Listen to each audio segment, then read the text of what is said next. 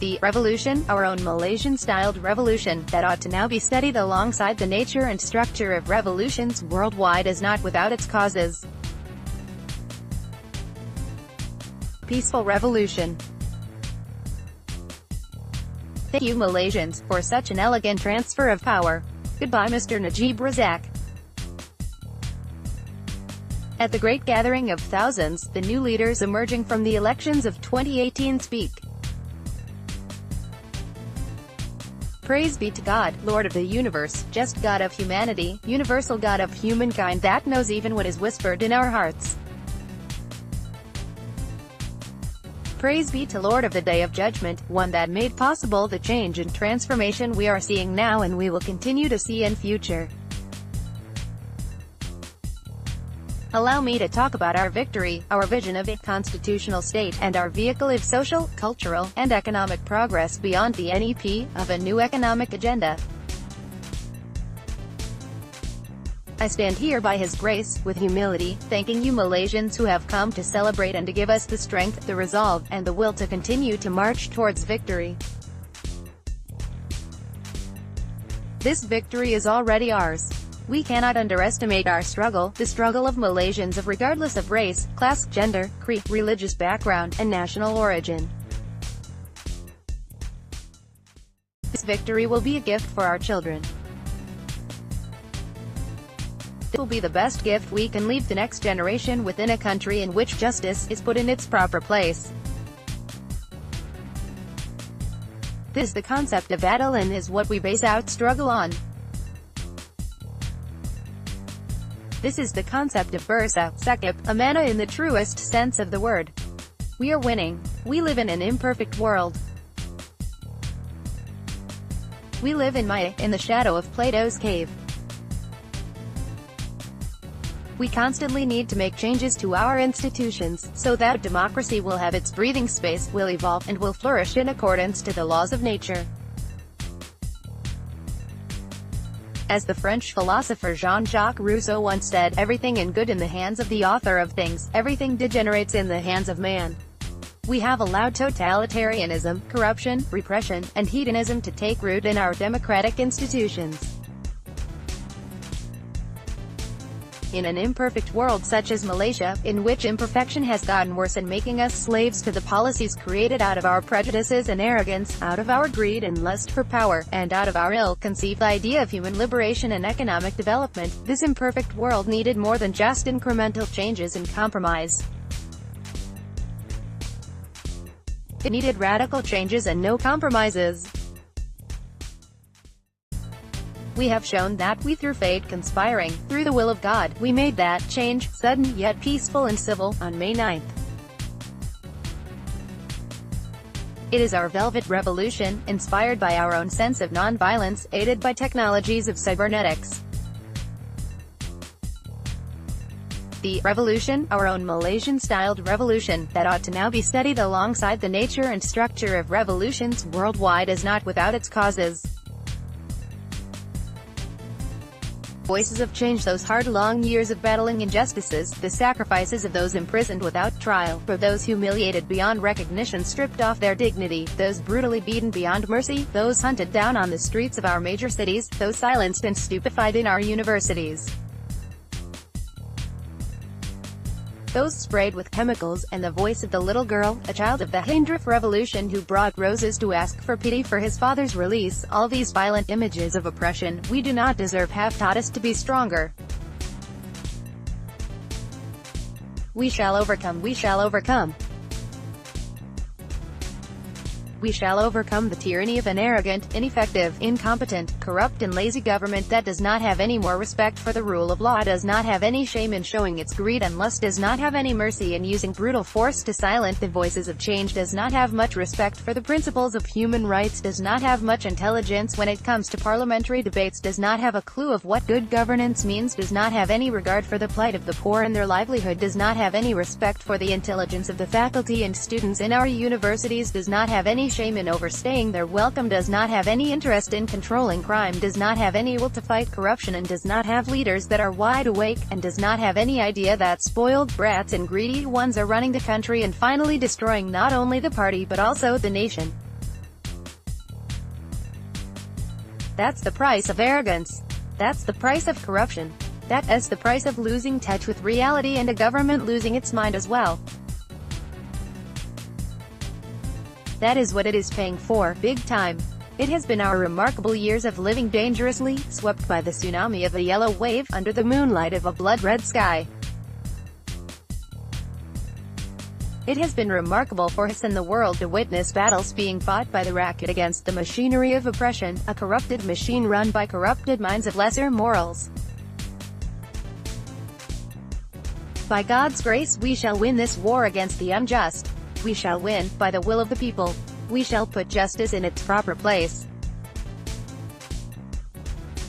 Hold on fast to your dreams. A few days before the Malaysian tsunami that swept away the powerful machinery of the ruling regime, sweeping it to the backyard of our national history, we were battling with this feeling that the regime would still be holding power and will continue to use it to oppress, intimidate, and to rob the racket, for another 50 years.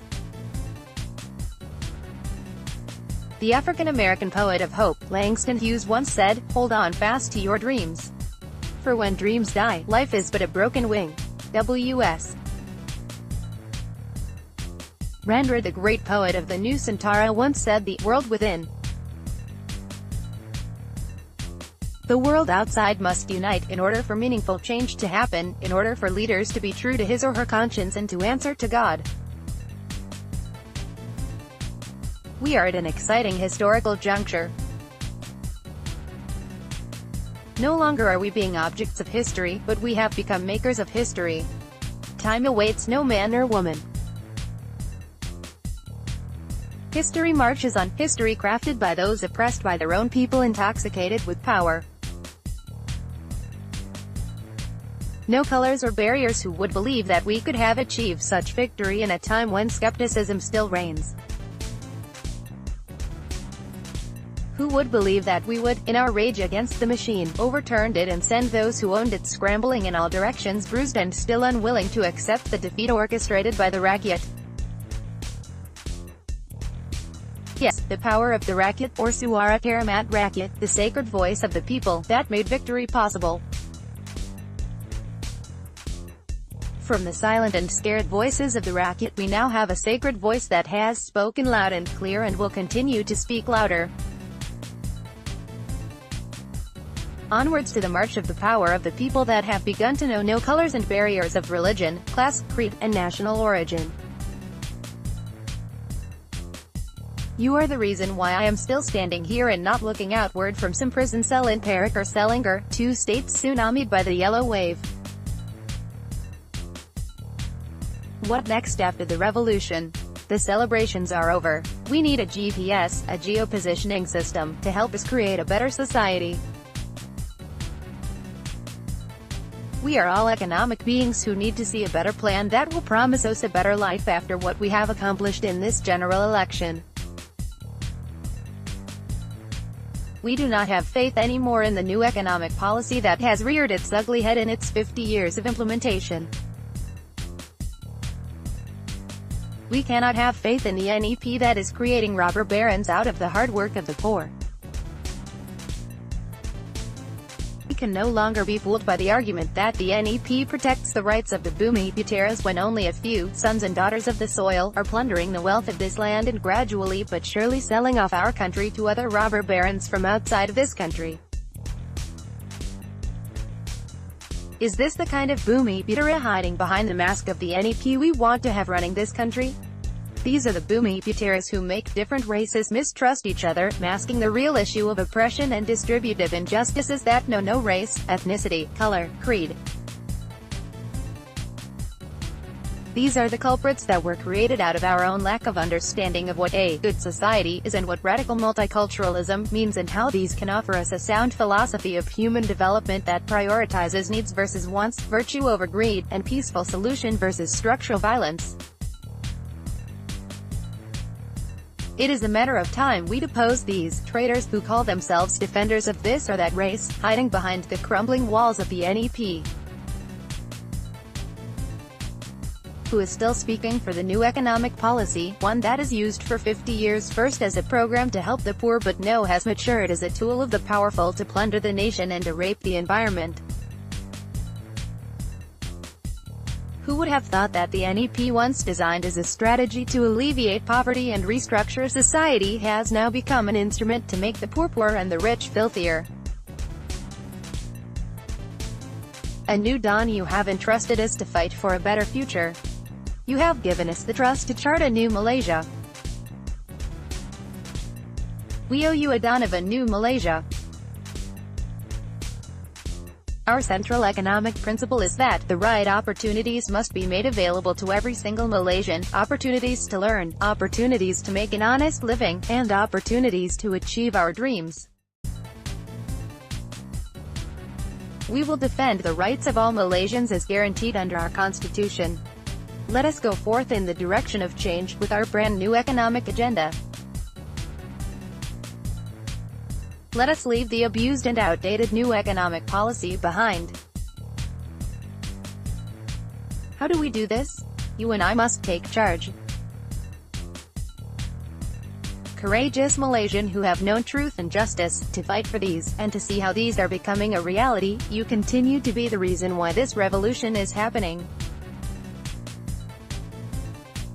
I stand before you, with humility, asking you to continue to support our struggles to be free. You have answered the call to freedom. You have risked your lives on the streets in order to demand for freedom. You have not given up. You be free from the shackles of domination, free from being harassed by the government the moment you want to speak up, free from having to bear the burden of this regime's incompetence and corrupt practices, free from the being treated like second and third-class citizens even though grandfather and great-grandfather arrived here earlier, that the fathers and mother of many of the cabinet ministers. Free at last. We shall be free at last by God's grace. Thank you. Thank you. We shall work together to make our society better. Thank God Almighty. We shall march on. We shall be free.